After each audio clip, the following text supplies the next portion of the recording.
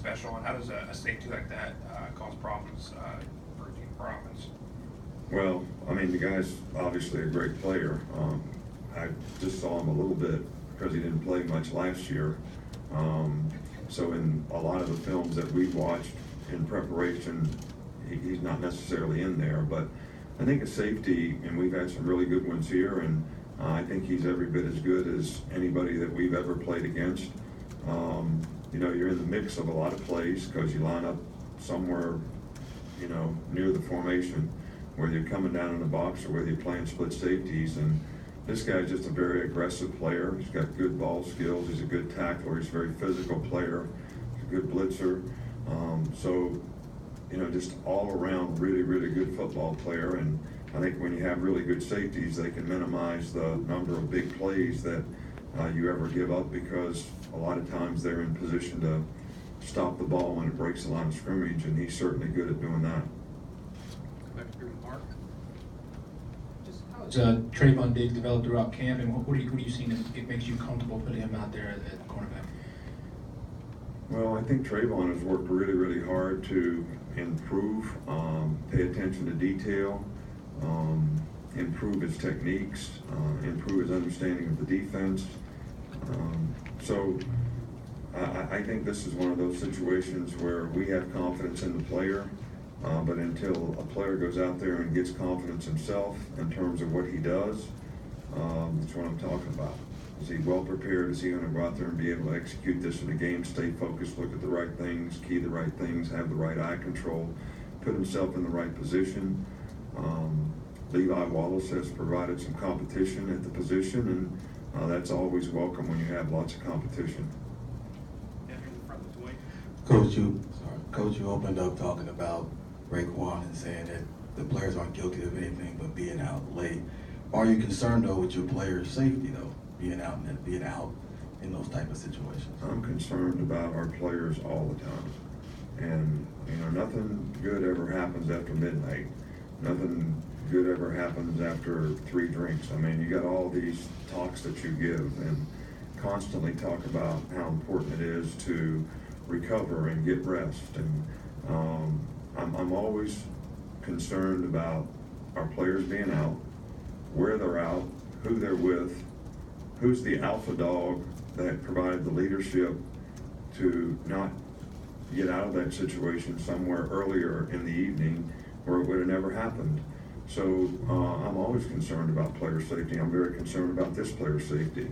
I'm very concerned about this player's well-being and getting healthy and in the future. So, but if they had followed my advice, they wouldn't have been there. So. Go here in the middle, Taryn. Hi, Coach. How have you seen the passing game advance, whether it's on the wide receivers end or even Jay Lanes or the quarterbacks? I think the quarterbacks have done a nice job. I think Brian's done a nice job of developing our quarterbacks in that part of it. I think systematically, receivers and quarterbacks have a good understanding of what they need to do. Can we continue to improve? You know, other than Calvin Ridley, we don't have a lot of experience at that position. We have some good young players who've provided a lot of competition that I think can help us this year. So their development is really important. But I think the accuracy, the decision-making, processing have all gotten better. We still have to improve on route running, protection, consistency, and accuracy. You know, those things, I don't know if you ever get satisfied with as coaches, but we're going to continue to work on those things. But I think we have made a lot of progress in that area. In the middle with Alex. We've heard about some of the stories back and forth between you and Jimbo at practice. Apparently, there were some times when they would get heated. You have any good stories that you might remember with that? And what do you get out of that when you're in the thick of it at practice, when you're going against your offensive coordinator? Well, I don't really go against our offensive coordinator. You know, I'm for Alabama. I'm for our team. I coach defensive players because that's my background. That's what I have the most experience in, special teams and defense. But I don't root for the defense. There's a difference in that. I root for our team. I like to see our offense make good plays. I like to acknowledge the offense when they make good plays. But I do think that we've had coaches on staff that are very, very competitive, and that's one of the good things about a coordinator, that they're very competitive, and Jimbo was very, very competitive. That's why he was always on my noontime basketball league. Could shoot threes, and he was very competitive. You know, he wanted to have success, and he wanted to build confidence, you know, in the offense, in the system that we ran. And I guess the one story that I could tell you is we're having team run, and you know, they're running zone read options and all that kind of stuff. And so all of a sudden we started running kind of RPOs during team run, when I'm worried about, you know, can we block them? Can we take on blocks? Can we control blockers? And the ball comes spitting out of there. And I can remember that's one time that I threw a Nick fit, if you want to call it that. Go to the back with Scott.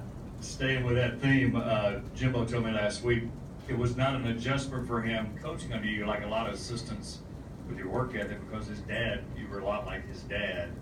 Kind of talk about that West Virginia work ethic, and then also, do you think he resembles running a program as closely to you as maybe some of your other guys?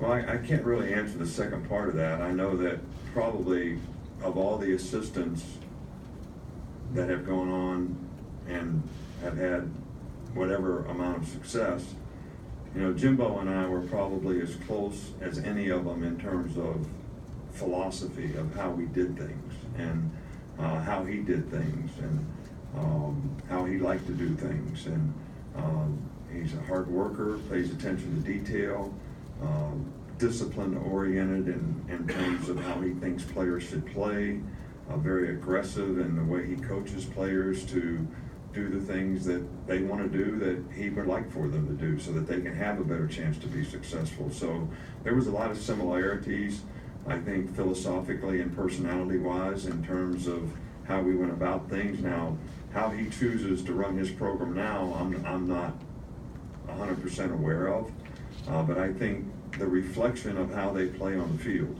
very physical team, play with a lot of effort, a lot of toughness. You know, I think those are the things that you want, or that I would want our team to reflect in terms of how they play.